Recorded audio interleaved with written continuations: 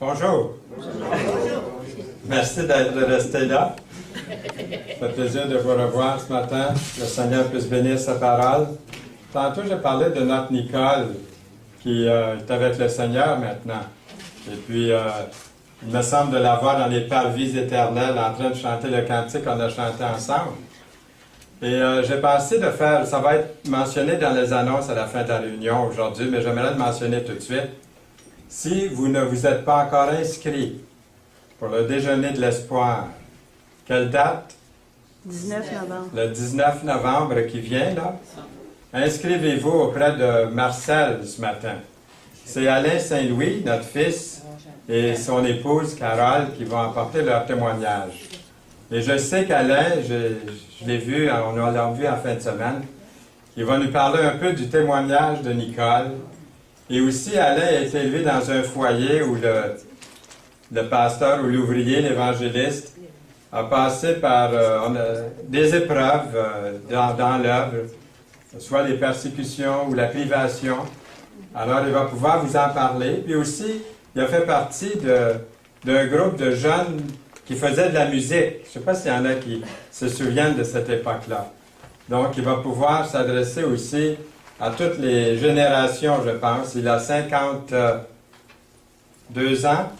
52 ans. Alors, il va pouvoir rejoindre tout le monde et son épouse aussi, qui aime beaucoup le Seigneur et qui a un message à transmettre. Donc, j'en profite pour faire l'annonce. Vu que je parlais de Nicole tantôt, j'ai pensé de faire une annonce aussi pour le déjeuner de l'espoir. Inscrivez-vous si ce n'est pas encore fait. Et invitez vos amis à venir parce que le salut va être aussi présenté durant ce message-là, durant ce témoignage. Il n'y a rien de plus puissant qu'un témoignage, parce que c'est personnel et puis ça parle fort. Donc ce matin, le thème du message, c'est le contrôle de la langue. Imaginez-vous, moi je lis toujours une journée d'avance, je ne sais pas si vous lisez ici La bonne semence dans votre culte. Moi je le lis à tous les soirs avant de me coucher. C'est la dernière chose que je lis pour avoir la parole dans mon cœur en m'endormant. Et je lis une page ici. Et imaginez-vous que aujourd'hui, parce que je lis une journée d'avance, dimanche, le 6, c'est intitulé « La langue est un feu ». Alors je dis, ça c'est le message que j'avais préparé. Je ne savais pas que j'allais lire ça hier soir, pour le message que j'avais préparé depuis plusieurs semaines. Et c'est la première fois que je donne un message sur apprivoiser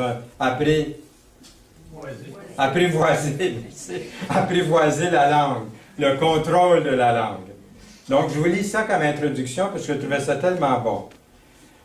C'est juste hier que j'ai décidé ça avant de me coucher, de lire ça.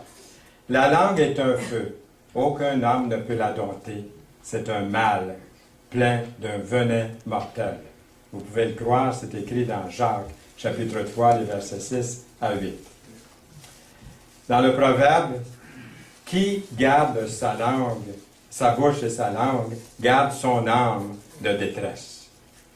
Jésus-Christ dit, d'après tes paroles, tu seras justifié, et d'après tes paroles, tu seras condamné.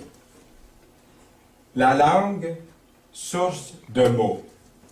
La langue, mot qui désigne à la fois l'organe physique de notre corps et le langage humain.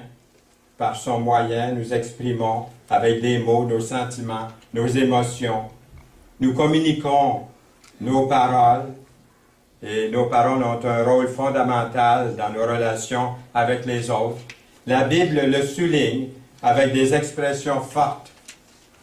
La mort et la vie sont au pouvoir de la langue. Proverbe 18, 21. Ce pouvoir est comparé à celui d'un petit feu qui provoque un vaste incendie. Jacques 3, 5. Nous sommes mis en garde contre les méfaits de la langue. La médisance, c'est souligner le mal chez l'autre. Lévitique 19, 16. La calomnie, c'est une accusation mensongère. Proverbe 10, 18. Les paroles inspirées par la colère, la jalousie, l'orgueil.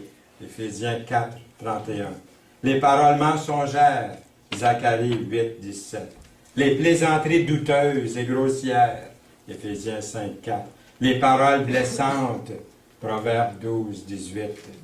De telles paroles peuvent être dévastatrices pour les autres et pour celui qui les prononce dans les familles, les églises, les entreprises, la société.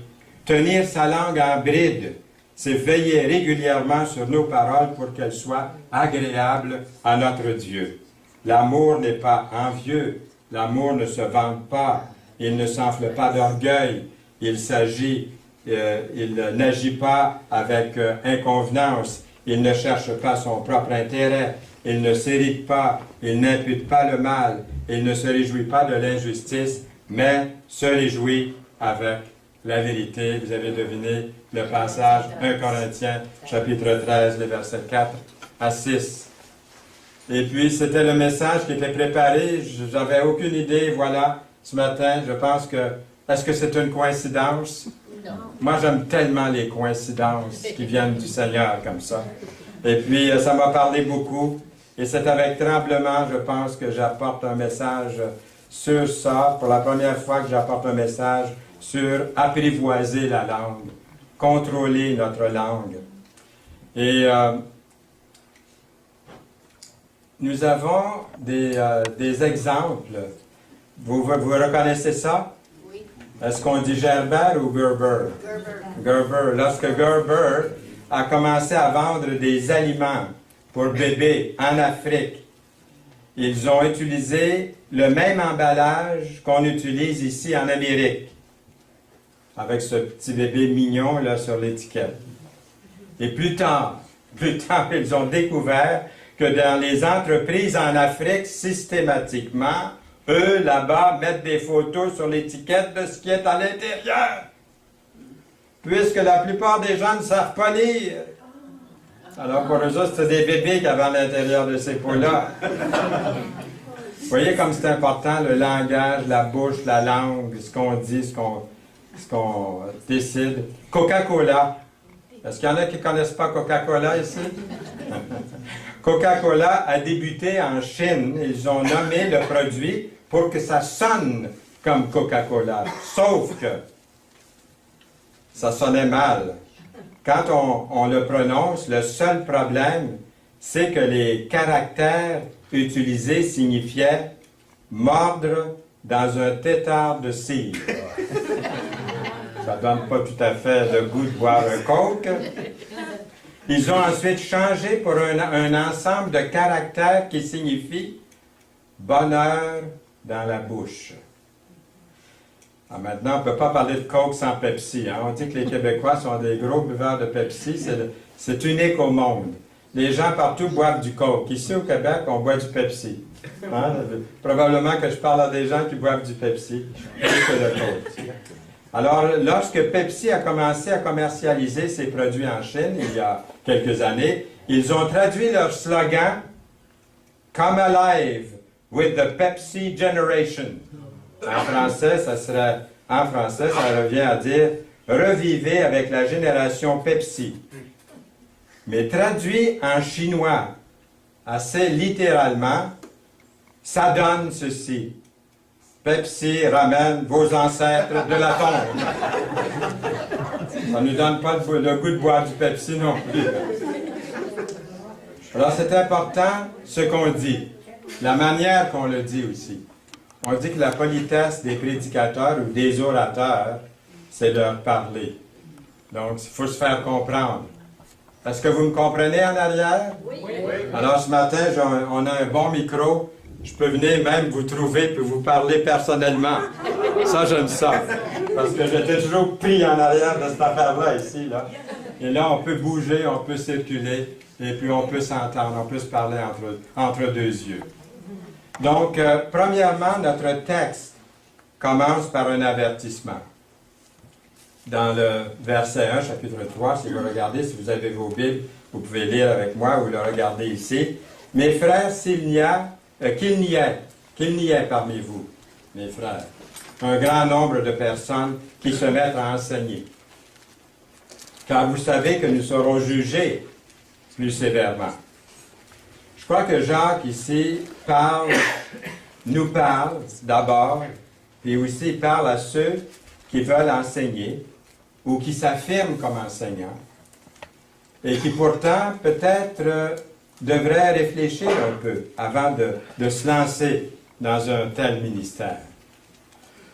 Pourquoi? Pourquoi pensez-vous, ou d'après vous, Jacques, y voit-il un problème ici? Au point de vouloir faire cet avertissement.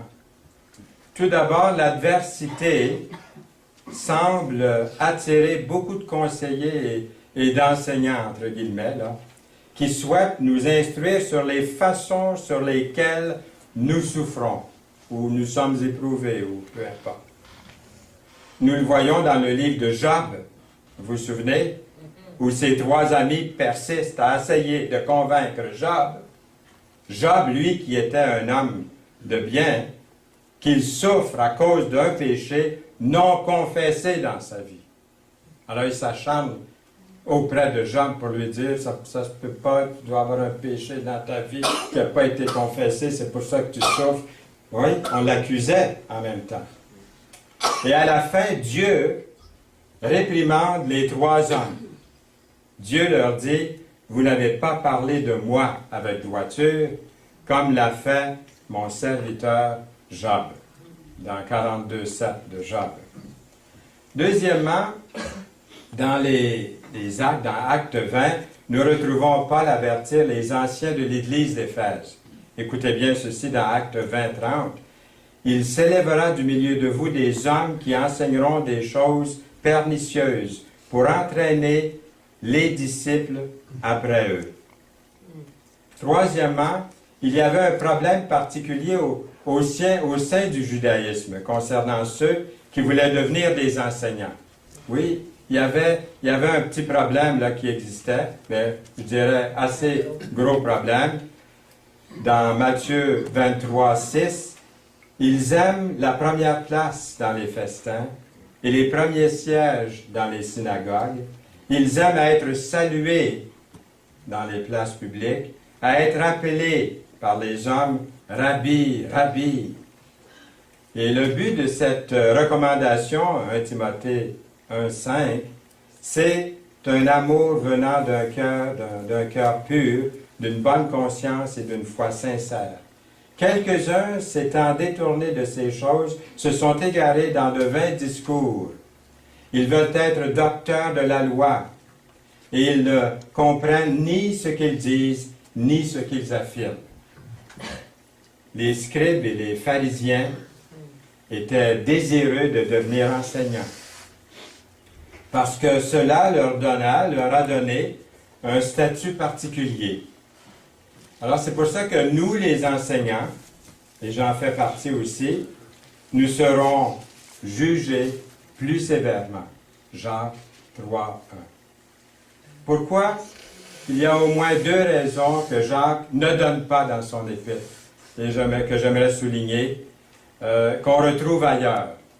Tout d'abord, ceux qui sont les enseignants devraient avoir au moins une plus grande connaissance de la parole, des Écritures, une connaissance générale.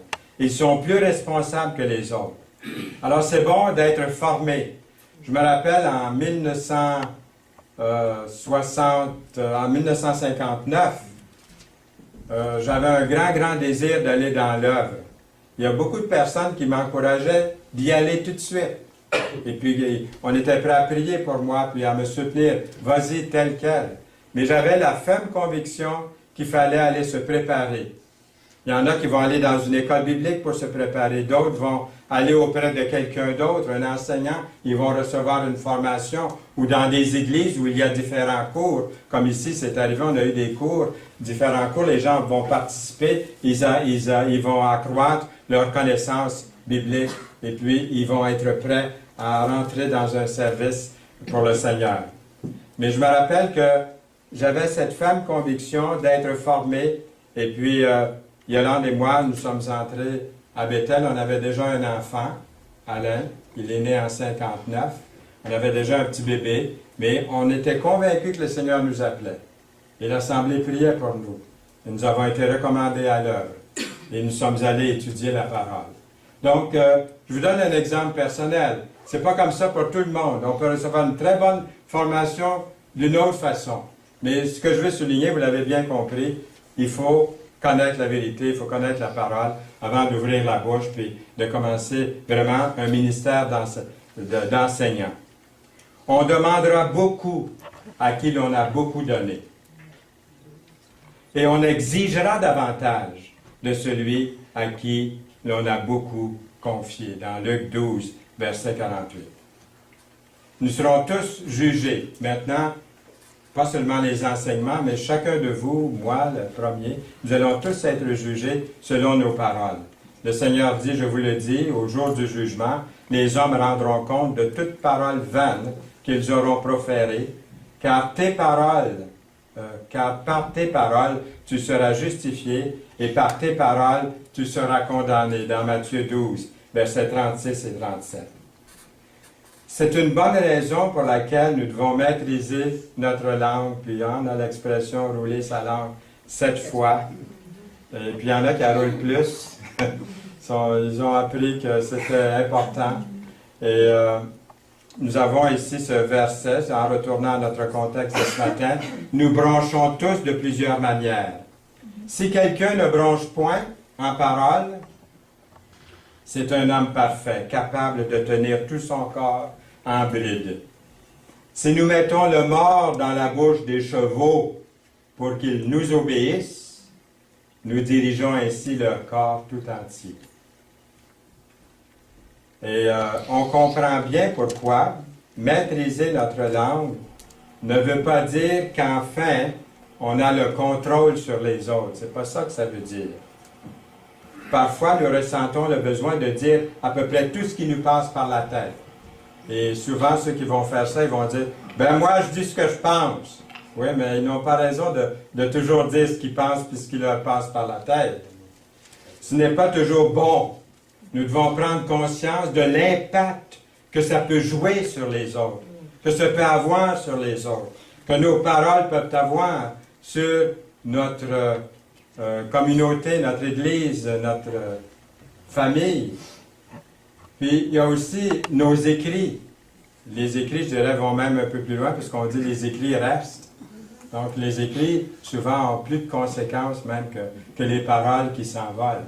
Et les paroles, on voit d'après la parole de Dieu que c'est quelque chose qu'il faut maîtriser. Quelles sont certaines de ces façons négatives dans l'utilisation de nos paroles? Le petit livre que nous avons regardé tantôt en mentionnait quelques-unes. Le commérage, le mensonge, les blagues douteuses, les histoires à deux sens. Il y en a plusieurs qui ont été mentionnées tantôt. Vous avez probablement entendu parler de Chuck Swindoll. Il y en a peut-être qui l'entendent à la radio.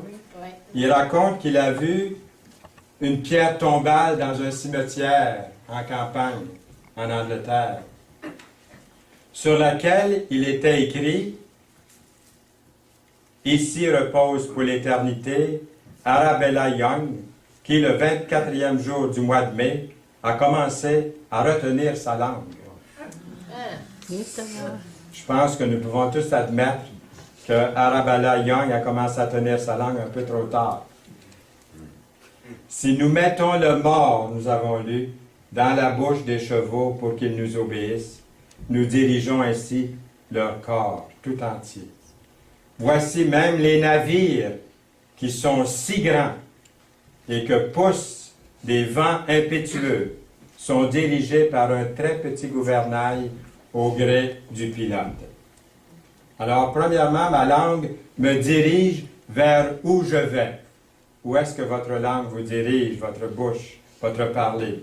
Un petit morceau de métal rond qu'on appelle le mort, qu'on met dans la gueule du cheval. Lui qui pèse 1000 livres et plus, on peut le faire courser, le faire marcher, le faire trotter, le faire sauter, le faire tourner à gauche, à droite. Le paquebot, ici j'ai pris une photo du paquebot Queen Mary, qui est un croiseur de luxe que vous connaissez, avec plus de 3 hectares de surface de fond de loisirs, Ça représente une superficie égale à 10 000 mètres carrés. Comparé à la taille du navire, le gouvernail est seulement une petite partie du bateau. Pourtant, il peut contrôler exactement où le navire doit se diriger.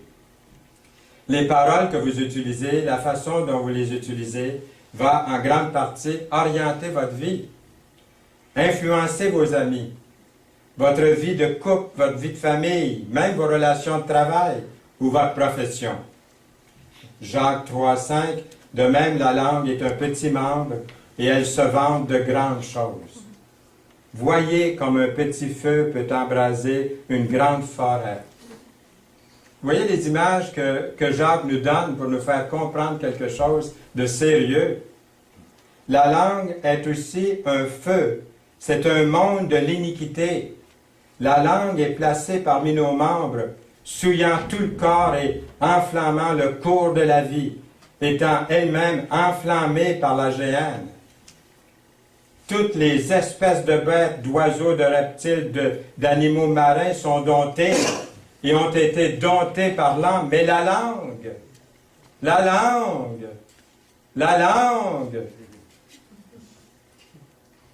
parce que le disque est brisé, la langue, aucun homme ne peut la dompter. C'est un mal qu'on ne peut réprimer. Elle est pleine d'un venin mortel. Mais ma langue peut détruire aussi ce que je possède. J'ai un souvenir, j'ai retrouvé ça dans mes photos. C'est moi qui ai pris ces photos-là en 1957. Le 28 juillet 1957, dans une banlieue de Trois-Rivières, à Sainte-Thérèse. Et à l'époque, il n'y avait pas de pompiers qui allaient là. Et on voyait brûler des maisons de temps en temps. Alors, c'était pas très, très loin de ma fiancée à l'époque. On n'était pas mariés encore. C'était au mois de juillet, donc on s'est mariés au mois de septembre. Et puis, on prenait une marche et puis je suis allé prendre ces photos-là de ces maisons qui brûlaient dans cette partie de la ville de Trois-Rivières. Et ça m'a marqué beaucoup. Vous l'avez vu à la télévision, mais est-ce que vous avez vu vraiment une maison prendre en feu, un édifice quelconque? C'est assez horrible de voir ça. Tous les biens qui partent en flammes. Et certains de ces incendies ont quelquefois été allumés par une cigarette. C'est très fréquent. Jetée d'une voiture, roulant sur une autoroute. Il a fallu qu'une étincelle pour provoquer plusieurs millions de dollars en dommages dans la destruction d'une forêt ou d'un pâté de maison. J'ai même lu l'histoire d'une sauterelle qui a pris feu dans le tuyau d'exhaust d'une automobile et sauté dans le fossé ou été projeté par le vent ou quelque chose. Et ça a fait un feu énorme, un feu de forêt, puis aussi brûler des maisons. Alors, ça prend un étincelle. Puis aussi, vous voyez, la parole le compare dans le verset 8. La langue qui est enflammée par la géhenne. La géhenne, c'est l'enfer. La signification possible ici est que l'enfer est un lieu de destruction éternelle. Et notre langue pourrait entraîner une destruction semblable. La langue peut corrompre la personne tout entière. Avez-vous déjà perdu l'amitié de quelqu'un à cause de votre langue ou à cause de sa langue, de leur langue? Amis, relations, parents, certains privilèges. Qu'est-ce qui est arrivé? Qu'est-ce qui est arrivé? Vous connaissez le dicton, la véritable amitié, c'est comme la santé. Tu n'en connais la valeur que lorsque tu l'as perdue. Nous avons dompté toutes sortes d'animaux, mais nous ne pouvons pas dompter la langue. Pourquoi est-ce que c'est si difficile de dompter notre langue? Pourquoi ne peut-on pas simplement décider d'utiliser toujours des paroles positives à partir d'aujourd'hui? L'homme est capable d'exploiter les puissances d'une rivière. Les barrages, on connaît ça au Québec. La furie des rivières, de prévenir des inondations, de produire de l'énergie hydroélectrique. L'homme a apporté a appris, c'est-à-dire à exploiter la puissance de l'atome à des fins destructrices et productives. L'homme a été capable de maîtriser toutes sortes de créatures, d'un perroquet à un dauphin, et pourtant, avec tous ses succès, avec tout son contrôle, l'homme est impuissant à maîtriser sa propre langue.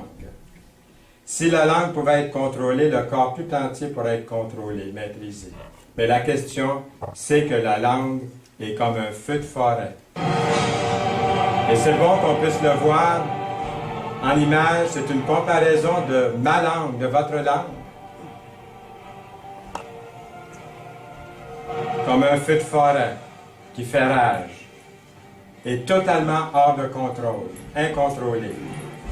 Et son pouvoir est grand, le pouvoir de détruire, de corrompre. N'est-il pas intéressant de constater que l'homme peut contrôler les créatures de la nature, mais n'est pas capable de se contrôler lui-même? La seule chose qui distingue l'homme de la bête, c'est sa langue. La langue est la seule chose que l'homme ne peut pas contrôler.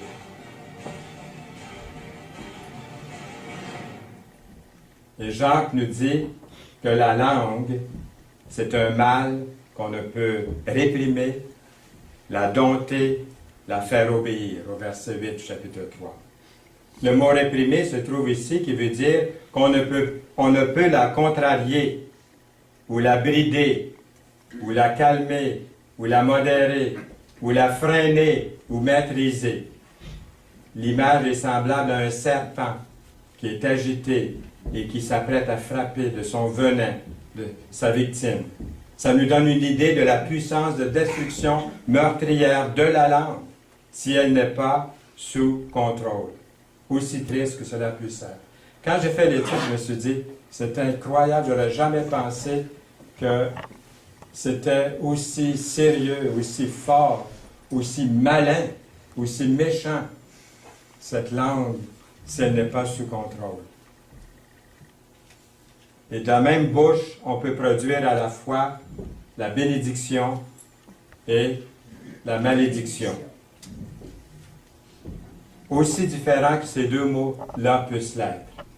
À un moment donné, ma langue peut prononcer des paroles de vérité, de bénédiction, comme ce matin, durant les louanges, durant cette réunion, avec une sincérité absolue.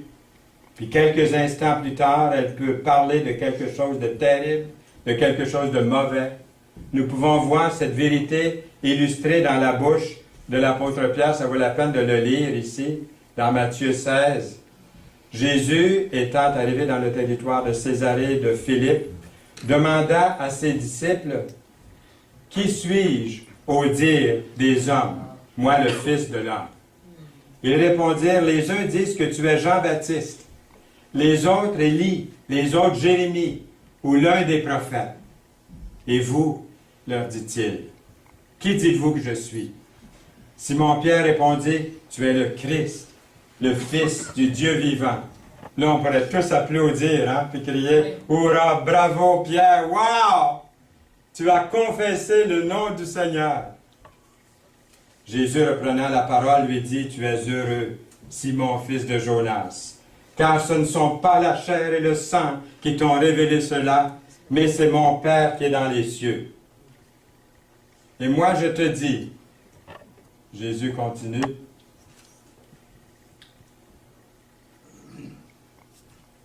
et vous, leur dit-il, si on a déjà lu ce verset, et moi je te dis que tu es Pierre, et que sur ce roc, je bâtirai mon Église, et que les du séjour des morts ne prévaudront point contre elle. Je te donnerai les clés du royaume des cieux. Ce que tu lieras sur la terre sera lié dans les cieux, et ce que tu délieras sur la terre sera délié dans les cieux. Alors, il recommanda aux disciples de ne dire à personne qu'il était le Christ. Dès lors, Jésus commença à faire connaître à ses disciples qu'il fallait qu'il aille à Jérusalem,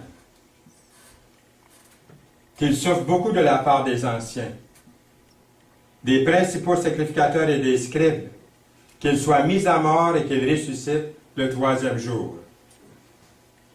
Wow! Pierre, qui vient de faire une belle confession, qui vient de parler de la part de Dieu. Pierre, l'ayant pris à part, se mit à le reprendre et dit, « À Dieu ne plaise, Seigneur, cela ne t'arrivera pas. » Mais Jésus se retournant dit à Pierre, « Arrière de moi, Satan. Tu mets en scandale, car tes pensées ne sont pas les pensées de Dieu, mais celles des hommes. » Si ça peut arriver à Pierre, ça peut m'arriver à moi. Ça peut m'arriver aussi. En l'espace de quelques instants et quelques versets, Pierre a changé d'être un porte-parole pour Dieu pour parler en faveur de Satan. C'est exactement ce que Jacques dit. De la même langue peut prononcer à la fois une bénédiction ou une malédiction. Nous ne pouvons pas faire confiance aux paroles que prononce la langue dans la chair, humainement parlant, car ils peuvent très rapidement changer pour quelque chose de complètement différent. Sous l'effet de la colère, surtout, ça peut arriver. Nous avons vraiment besoin de demander l'aide de Dieu pour surmonter ce problème, s'il existe ce problème, puisque nous ne pouvons pas faire cela par nous-mêmes. Ça prend vraiment Dieu, son esprit pour nous aider. J'ai trouvé cette prière qui peut m'aider, qui peut nous aider. Je la partage avec vous. C'est une prière qu'on peut faire sincèrement. Cher Père Céleste, autant que je sache aujourd'hui, j'ai été correct jusqu'à présent. Je n'ai pas comméré ou perdu mon sang-froid, ou été méchant ou égoïste, ou trop tolérant envers moi-même. Mais mon Dieu, dans quelques minutes, je vais sortir du lit.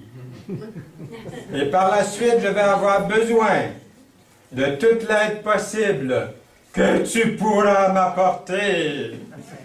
C'est la prière de Owen Burgess. Alors, ce verset dans verset 9, chapitre 3, notre texte de ce matin. Par elle, nous bénissons le Seigneur notre Dieu, et par elle, nous maudissons les hommes faits à l'image de Dieu. De la même bouche sortent la bénédiction et la malédiction. Il ne faut pas, mes frères, qu'il en soit ainsi. Ensuite, la source fait-elle jaillir de la même ouverture l'eau douce et l'eau amère par la même ouverture? Un figuier, mes frères, peut-il produire des olives ou une vigne des figues? De l'eau salée ne peut pas non plus produire de l'eau douce. Troisièmement, mon langage affiche qui je suis. Nos paroles disent qui nous sommes. Nos paroles nous vendent. Hein? Nos paroles nous vendent. On est vendu par nos paroles. Jacques utilise la nature comme exemple. Le figuier produit des figues. Point à la ligne. Il ne produit pas des oranges. Une source d'eau produit de l'eau douce ou de l'eau salée, mais pas les deux en même temps. Le défi est que nos bouches ont la capacité de produire des résultats contrastés. Nous pouvons bénir Dieu ou nous pouvons maudire l'homme. Un des patois favoris ici au Québec, hein, c'est maudit. Hein, c'est maudit que c'est beau. C'est un maudit fou. Vous savez, on l'utilise à toutes les sauces. Puis même les chrétiens. J'entends des chrétiens des fois qui s'échappent. Quand on a le Seigneur dans notre vie, il me semble que ça doit changer notre langage. De la même bouche sortent la bénédiction et la malédiction. C'est pas vrai, ça? Hein, au Québec, je pense qu'on est un peuple qui est coupable beaucoup de ça. Le défi est que nos bouches sont capables des deux. Nous pouvons être gentils avec nos amis, méchants avec nos enseignants. Nous pouvons chanter un cantique de louange et pas très longtemps après, raconter une blague plate ou douteuse. Et Jacques avertit, « Il ne faut pas, mes frères, qu'il en soit ainsi. » Verset 10. Finalement, la bouche révèle le cœur. Si nous utilisons nos paroles à double sens, la vérité, c'est que nous n'avons pas vraiment la meilleure des relations avec le Seigneur, avec Dieu. On a besoin de corriger ça, de soigner ça. Et puis, nous avons ce verset dans Matthieu. C'est de l'abondance du cœur que la bouche parle. L'homme bon tire de bonnes choses de son bon trésor et l'homme méchant tire de mauvaises choses de son mauvais trésor. Je vous le dis, au jour du jugement, les hommes rendront compte de toute parole vaine qu'ils auront prononcée. Car par tes paroles, tu seras justifié, et par tes paroles, tu seras condamné. Qu'est-ce que vous pensez de ces versets-là qu'on vient de lire? Par rapport à vos paroles, à mes paroles, qu'est-ce que c'est qu'on pense de ces versets-là? Et quatrièmement, réalisons-nous que la langue est vraiment puissante. La clé est d'apprendre à utiliser nos paroles pour élever les autres. En même temps, on s'élève nous-mêmes pour la gloire de Dieu. Voici quelques pourcentages pour nous aider, comme indicatif approximatif, là, sur le comment maîtriser, utiliser mon langage, notre langage, pour construire le corps de Christ, qui est son Église. Réprimander. Si on a à réprimander, ça devrait être pas plus que 5%. Dans le Galates 6.1, nous lisons « Frères, si un homme vient à être surpris en faute, vous qui êtes spirituels, redressez-le avec un esprit de douceur. Prends garde à toi-même, de peur que tu ne sois aussi tenté. » Reprendre les gens ne nous donne pas le droit, me donne pas le droit de les assommer. On ne doit pas essayer de corriger quelqu'un par la colère, surtout, mais plutôt avec compréhension, avec douceur, fermeté et amour. Pas vrai? Oui. Nous lisons aussi, veillons les uns sur les autres, c'est pas pour rien. Pour nous exciter à quoi? À l'amour et aux bonnes œuvres. On a passé au 15% ici, là, qui se trouve à être stimulé. Stimuler les autres, 15%. Stimuler les autres à bien faire, en utilisant des moyens positifs d'encouragement, à bien marcher pour le Seigneur. Puis encourager les autres. Quel pourcentage vous pensez que c'est? 80%. 80%. Exhortez-vous les uns les autres, chaque jour, aussi longtemps qu'on peut dire « now », aujourd'hui, tardes, buenas tardes, tardes, aujourd'hui, afin qu'aucun de vous ne s'endurcisse par la séduction du péché. S'encourager les uns les autres. Peut-être des fois, on aurait le goût de faire un reproche à quelqu'un parce que la personne a fait quelque chose de croche. Puis, ma première réaction, c'est ça peut être de dire quelque chose, hein, de reprendre. Vite. Mais c'est pas ça que la parole nous demande de faire. Elle nous demande de prendre une autre attitude. C'est pas une activité hypothétique, ça, s'encourager les uns les autres. Mais c'est une activité quotidienne. Autant que vous pouvez dire aujourd'hui, quelqu'un vous a-t-il donné un mot d'encouragement aujourd'hui, depuis que vous êtes levé ce matin? Est-ce que vous avez donné un mot d'encouragement à quelqu'un depuis que vous vous êtes levé ce matin? Ces derniers temps, est-ce que quelqu'un vous a encouragé dans quelque chose? Ou est-ce que vous avez encouragé quelqu'un dans quelque chose? Des paroles sincères, je parle de sincèrement ici. On peut toujours dire à quelqu'un qui a un beau sourire, puis des beaux yeux, ou un beau vêtement, on peut toujours dire quelque chose de sincère à quelqu'un pour l'encourager. Puis ensuite, lui parler avec douceur, avec fermeté, avec amour, comme on a vu dans ce verset-là. Qu'est-ce qu'on fait maintenant? Qu'est-ce qu'on va faire maintenant à partir de maintenant? Et voici très très rapidement, pour nous aider, 5 questions à se poser pour apprivoiser la langue. Premièrement, ce que je vais dire, est-ce que c'est vrai? Ce que vous êtes sur le point de dire là, est-ce que c'est la vérité? Sinon, stop. Deuxièmement, est-ce que c'est quelque chose de nécessaire, d'utile à dire? Et comme je vous ai déjà dit, Yolande m'aide beaucoup quand je prépare le message. Elle était assise à côté de moi, elle m'a dit, Fernand, est-ce qu'on a le temps de penser à ce qu'on va dire quand on veut dire quelque chose? Alors, la plupart du temps, moi je parle pour moi aussi, là, on ne pense pas tellement, ça sort. Puis une fois c'est sorti, on dit, oh! C'est sorti. Je ne peux pas le rentrer, c'est sorti. Hein? Trop tard. Il va rester avec, là, lui, là. Ou elle. C'est parti. Alors, il y a des choses, on sait qu'est-ce qu'il faut faire après, hein. Jésus dit qu'au jour du jugement, les hommes rendront compte, imaginez-vous, de toute parole vaine qu'ils auront proférée. Ça va prendre du temps, ça, parce que c'est une partie de l'éternité, je pense. Se mordre la langue, hein, le plus souvent possible. Il y a tellement de paroles inutiles que nous disons qui ne sont pas nécessaires. Troisièmement, est-ce que ça avantage, une question, est-ce que ça avantage quelque chose ou quelqu'un? Est-ce que ce que vous allez dire, là, va construire quelqu'un? Ou l'accabler? Lui mettre un fardeau? Est-ce que cela va lui faire du bien ou lui faire du mal? Quatrièmement, demandez-vous, est-ce que j'ai la permission ou le droit de partager ce que je m'apprête à dire là maintenant? On n'a pas toujours le droit. Ça appartient à quelqu'un. Je suis sûr que vous connaissez tous ici des gens que vous considérez comme des amis à qui vous pouvez dire à peu près n'importe quoi parce que vous savez que ça va s'arrêter là, ça n'ira pas plus loin. On fait confiance. Mais nous connaissons tous également des gens qui sont les premiers à répandre des nouvelles dans toute la ville. Avant d'ouvrir la bouche, vous pensez au genre d'amis, à quel genre d'amis vous êtes pour les autres.